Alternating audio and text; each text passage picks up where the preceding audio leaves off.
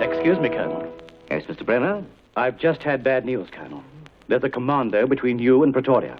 They've come to stop you. Stop me? I have my orders, and I'm going on. They mean business, Colonel? They do they?